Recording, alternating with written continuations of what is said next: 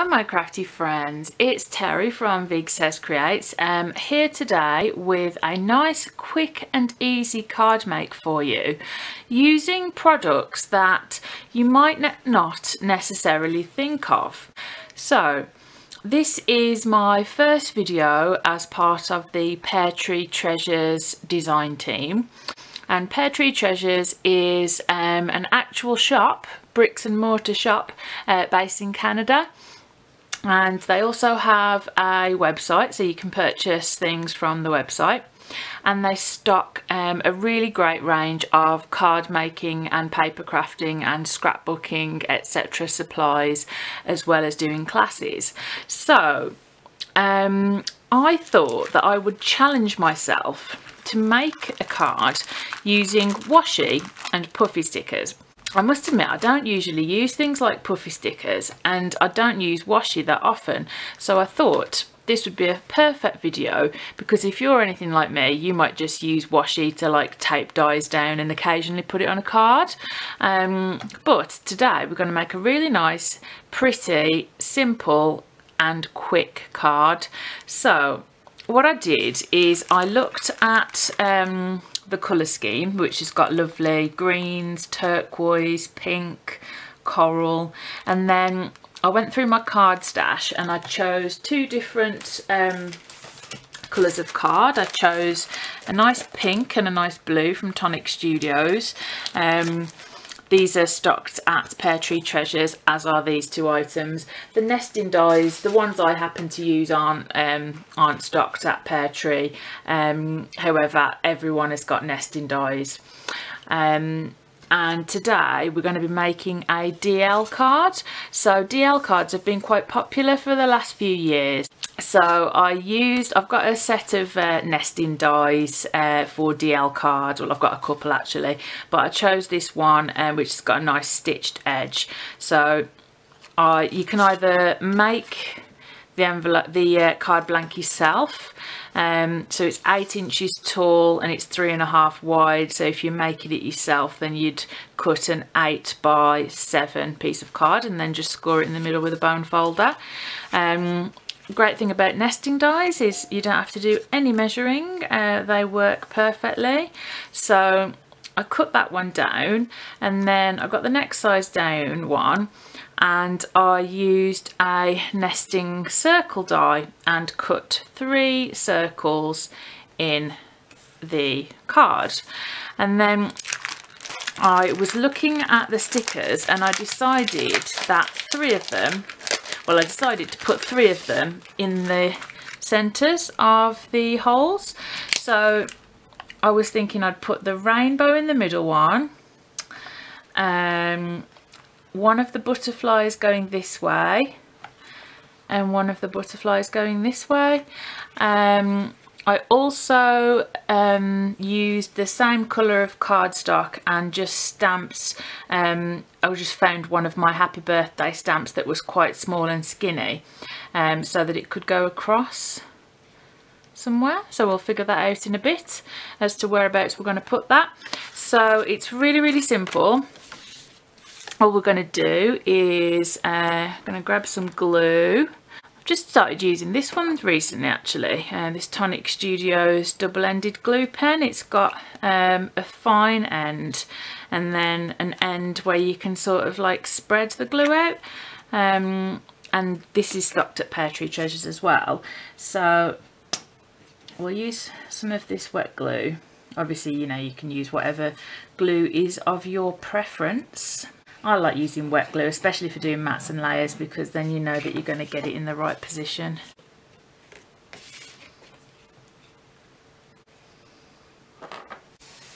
And then this can either raise it up on foam pads for a bit more dimension or just stick it directly down. And either would look nice, but I think I'm just going to stick it directly down. This would be such a nice, quick and easy card to make when you're like, oh no, I really need a card and I've completely forgot. because it looks more involved than it is. The most tricky bit of this is making sure that you've got the circles equidistant apart, which isn't tricky at all. I just eyeballed it, I didn't measure it.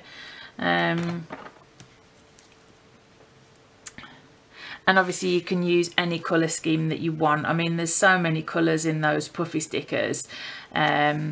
Green would be a nice one. You could do like green and blue, or green and gold maybe, because there's some lovely keys here. So this could be a card for anybody of any age, for any occasion, because it's very much like it's a garden scene. Obviously it's I've forgotten the name of it already. It's Secret Garden. So you know, anybody that loves gardens, or you could make it more sort of like sort of pretty fantasy girly with like rainbows and butterflies and things. And you could also use it for any occasion. Obviously I'm going to turn it into a birthday card, but you don't need to. You could use it as any type of card that you wish. So I'm going to put the, actually I'll go from this side, put the sticker on the middle. Now I'm a bit weird, I don't tend to trust things that have got sticky on them. Make of that what you will. I always add my own extra bit of glue just in case, and it also gives you a bit of extra wiggle time as well.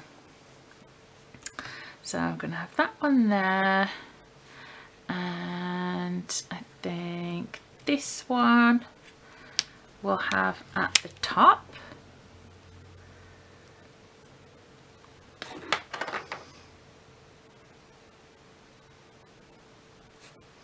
So it saves you having to like find some little stamps and colour them and fussy cut them, or you know, if you've got the coordinating dies, using them just by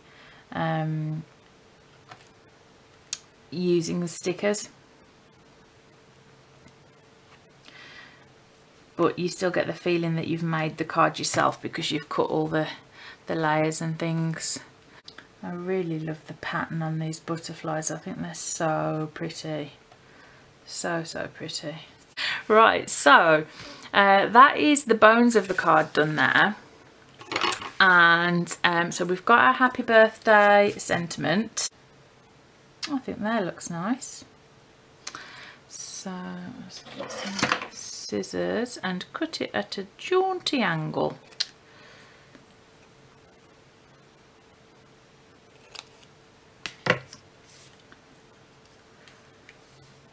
Looks nice.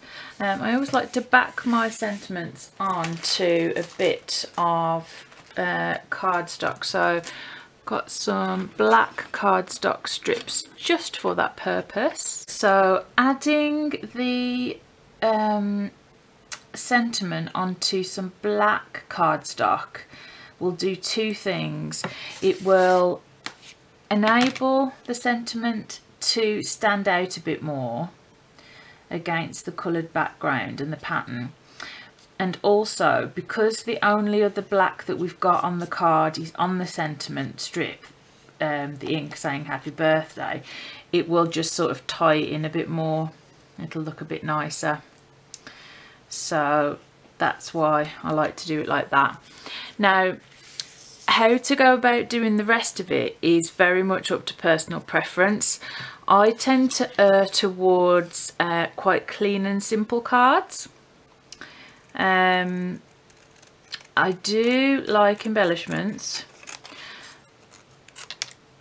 but I do err towards clean and simple, so not adding that many embellishments. So I'm probably not going to add anything else to this, but what would look really nice on it is Nouveau drops. Just a few Nouveau drops scattered around in clusters of 3. Odd numbers tend to work well with Nouveau drops, I find. So if you struggle with knowing how to place things like drops and gems and stuff, odd numbers, 3s and 5s, tend to work well. but I think that looks nice there. So I'm just going to put a bit of foam tape on that, and then that should be done. A little bead of glue just to give us a bit of wiggle time and a bit of extra adhesion.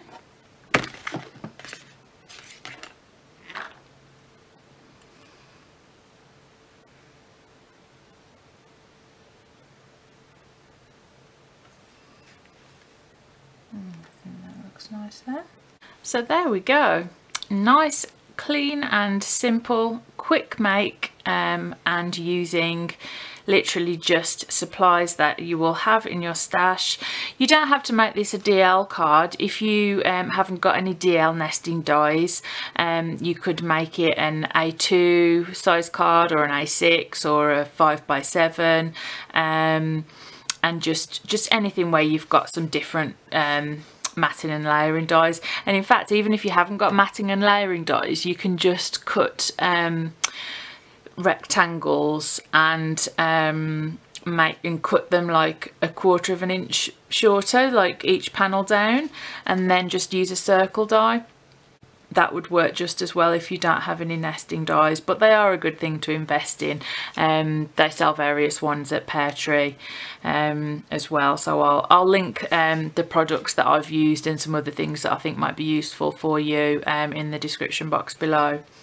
And the second card that we're going to do today is, because I don't like waste, so we're going to use these leftover circles, we're going to use some more puffy stickers, and we're going to use the washi. So I'll be back in a moment once I've prepped that card. Okay, so for our second card, we're going to be using the washi tape from the Secret Garden, as well as one or several of the puffy stickers. I'm not sure yet how it's going to evolve. So this is an A2 American size card blank, so 4 1/4 by 5 1/2 inches, and I cut down this pale green card to 4 by 5 1/4. Again, it matches nicely with the colours, and it's always good to do that when you're using colourful things, to choose your palette and to make sure that the colours that you choose match. That's a little tip for you. So I'm just going to glue this down, and then I want the washi to go diagonally across the card panel. So I'm going to start with one of the larger panels. Now actually it might have been easier to stick this onto the panel before sticking it down, but hindsight's a wonderful thing and I didn't, so never mind. But because I'm going to have the circles in the corners anyway, it's going to be fine. But this is just another way to add a bit of decoration to your make, because the patterns on some of these washes are so beautiful.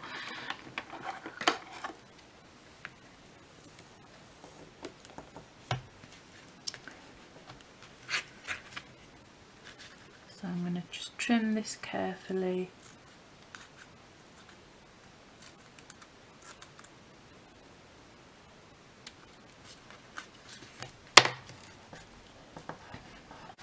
So the circles are going to be sort of hanging off the edge of the page, and then we're going to have this large puffy sticker here in the middle. So I'm going to have a line of gold. Well, it's sort of like a bronzy colour actually.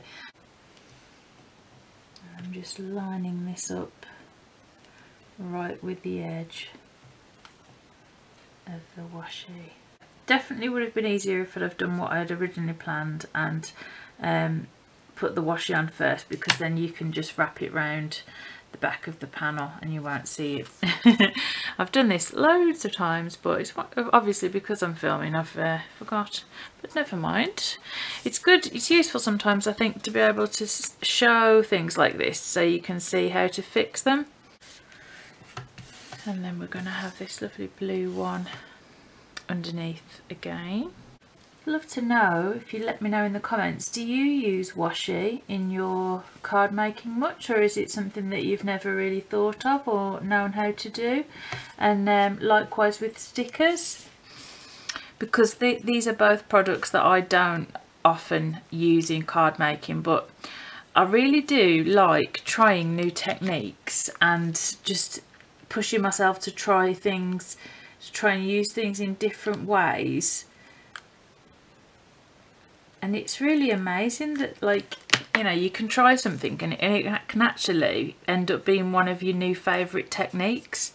So let's try again with our circles and see if I need another one of these lines above it, or if I'm happy with the way that that is. I think it looks nice, doesn't it? Yeah, we'll do that too. Might as well. And it's quite forgiving as well. It doesn't sort of stick fully until you really sort of press it down. So I'm going to use a bone folder and give it a really good burnish, just to sort of make sure it's all down. I'm wondering now whether it needs some along here. I think it does. I think it looks more complete. Yeah, I'm happy with that. I stamped a happy birthday, which again I thought would look nice in a striped format. If you're wondering how I get a straight cut with scissors, it's using long bladed scissors. Okay, so I'm just going to trim this, stick these down, and then I'll be back in a moment for the final placement. Okay, so I have stuck the circles on and just trimmed the edges off, so it looks really nice and neat from the back and the inside. I made a sentiment, again just another happy birthday sentiment from my stash. I'm sure you've got millions of them. And I did play around with like different images. I think the tree would look really nice there as well. That looks a bit too overwhelming, I think, but I'm still going to go with the water fountain. I think it's just like the perfect size for that area.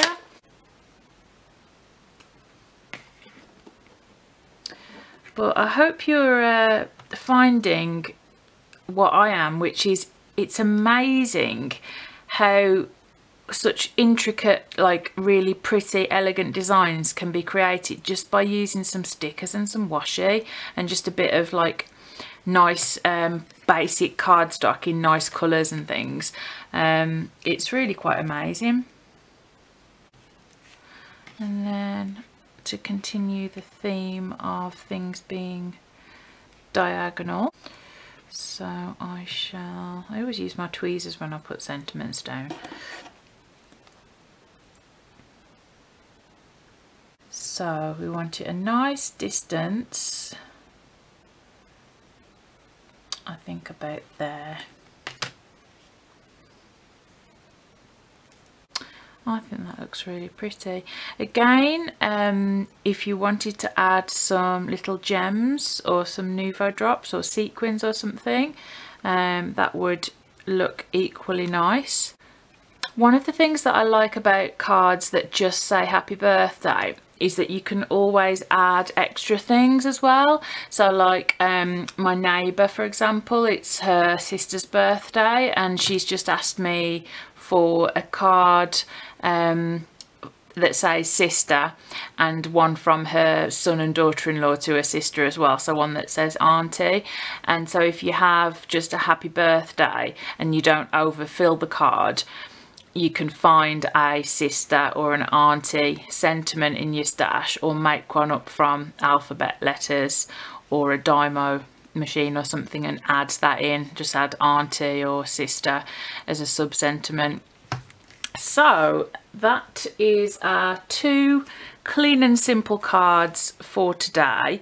What I'm going to do with this as well which is a nice tip for if the cardstock you're using isn't particularly thick, is just to add another layer on the inside. So I'm going to cut a panel the same as this in pink and put that on the inside, and that'll just, because at the moment the front is 3 card pieces heavy and the back seems a bit flimsy, so that's just a nice tip to sort of up your card making game, so to speak. I'd love to know what you think of these cards. Has it given you some inspiration?